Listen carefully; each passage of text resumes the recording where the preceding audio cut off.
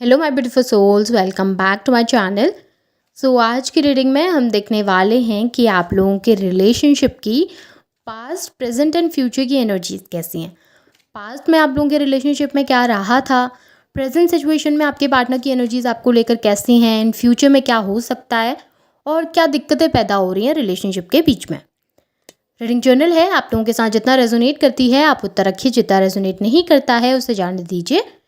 Male and female सभी के लिए और सारे ही साइंस के लिए रीडिंग है। रीडिंग टाइमलेस है, तो जिस वक्त पे आपके सामने आती है उस वक्त पे आपके साथ रेजोनेट कर सकती है।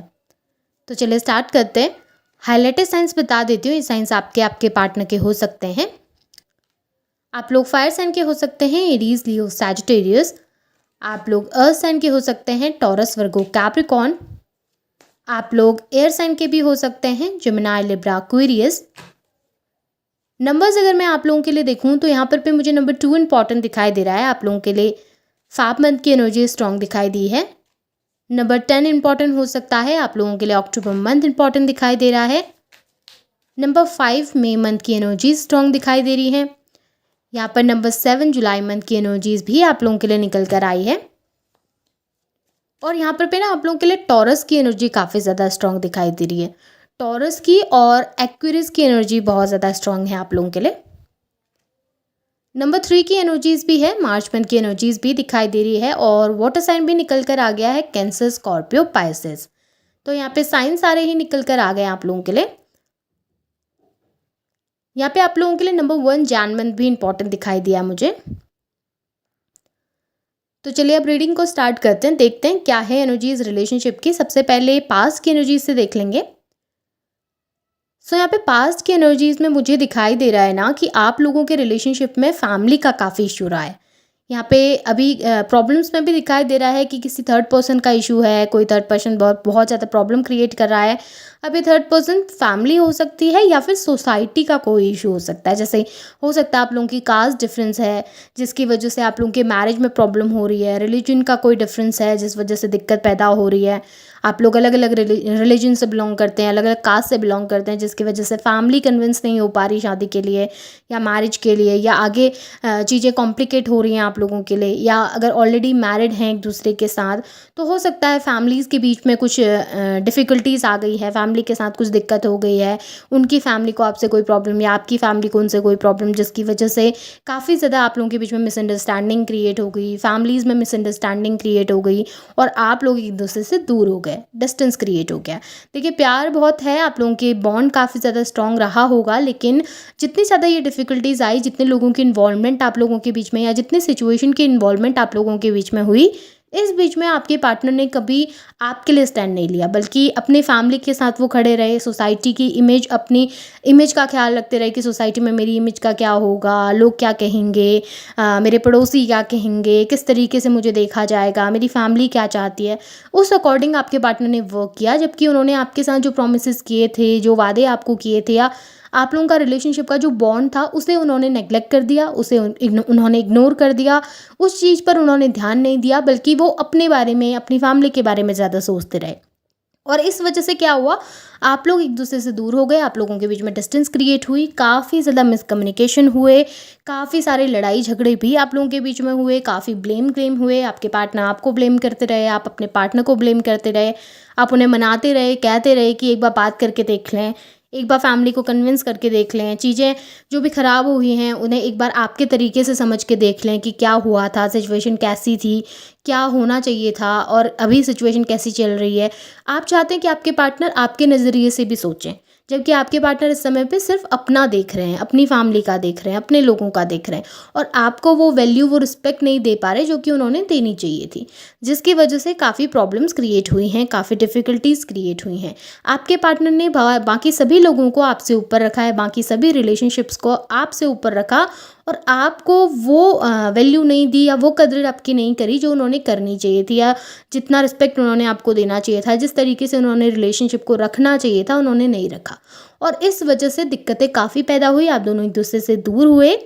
और करंट सिचुएशन में ना आग लगाने वाले लोग बहुत हैं आप लोगों के बीच में, यानी कि छोटी छोटी बातों का पतंगड़ बनाना, छोटी छोटी बातों को बड़ा बड़ा करके आपके पार्टनर के सामने प्रेजेंट करना, आपके पार्टनर को एक तरीके से इमोशनल कर देना आपसे दूर जाने के लिए, या बहुत ज़्यादा मैनिपुलेट कर देना, इस तरीके की एनर्जी ज़्यादा दिखाई दे रही है और उस वजह से आपके पार्टनर आपके पास भी नहीं आ पा रहे और डिस्टेंस क्रिएट करके बैठे हैं।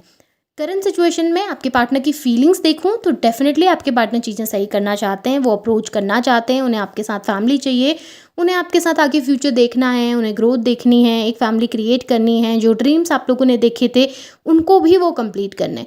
वो देखिए सही और गलत के बीच में उनको भी फ़र्क पता है, वो भी इंसान है, उनको भी पता है कौन सही है कौन गलत है, कहाँ पर क्या सिचुएशन के सही है क्या गलत है। अभी ना एक असमंजस सी है उनके मन में कि वो किसे चूज़ करें, अपनी परिवार को चूज़ करें, अपनी फैमिली को चूज़ करें या आपको चूज़ करें, क्योंकि परिवार को भी नहीं छोड़ सकते, उनके साथ भी इतने सालों तक रहे हैं वो, और अचानक से अपनी फैमिली को भी नेग्लेक्ट नहीं कर सकते, और आपके साथ जो वो बॉन्ड बना है, जो स्पेशल बॉन्ड है, उसे भी वो नेग्लेक्ट नहीं करना चाहते। तो कहीं ना इस समय पे अपनी फैमिली को कन्विंस करने की कोशिश कर रहे हैं, उनके पीओवी को समझ के। अब वो चाहते हैं कि कुछ इस तरीके से बात रखी जाए कि अब उनकी फैमिली थोड़ा मान जाए चीज़ों के लिए, या आप उनको थोड़ा सा समझ जाएं, चीज़ें आप लोगों के बीच में बेहतर हो सकें। वो किसी भी तरीके से चीज़ों को बेटर करना चाहते हैं, भले ये सब चीज़ें आपके सामने एक्सप्रेस ना करते हो, बट उनको भी दिल से पता है कि उनकी फैमिली शायद गलत कर रही है, या चीज़ें बहुत गलत तरीके से हो रही हैं, या आपके पार्टनर ने आपके साथ सही नहीं किया है, उनको ये सही करना चाहिए था, क्योंकि उनको भी आपके साथ बहुत सारी चीज़ें देखी हैं उन्होंने, बहुत सारी चीज़ें करनी है उन्होंने, और बहुत ड्रीम्स हैं उनके भी आपके साथ, जिसको वो भी कंप्लीट करना चाहते हैं।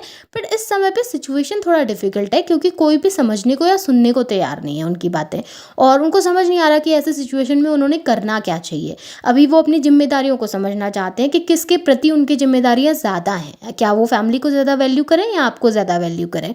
आज कल के दिन अगर वो आपके लिए स्टैंड लेने के चक्कर में अपनी फैमिली को छोड़ दें, अपनी मदर फादर को छोड़ दें, अपने लोगों को छोड़ दें, तो क्या सोसाइटी उनको ब्लेम करने लगेंगी, या उनके ऊपर उंगली उठाने स्टार्ट कर देगी कि इन्होंने किसी एक इंसान के चक्कर में अपनी पूरी फैमिली को नेग्लेक्ट कर दिया, उनके थॉट को नेग्लेक्ट कर दिया, उनके बारे में नहीं सोचा। तो वो बहुत चीज़ें सोच रहे हैं, उनके माइंड में बहुत कुछ चल रही है कि समाज में कैसे इज्जत बना के रखनी है, कैसे फैमिली को कन्विंस करना है, क्या करें कि चीज़ें सही हो सकें।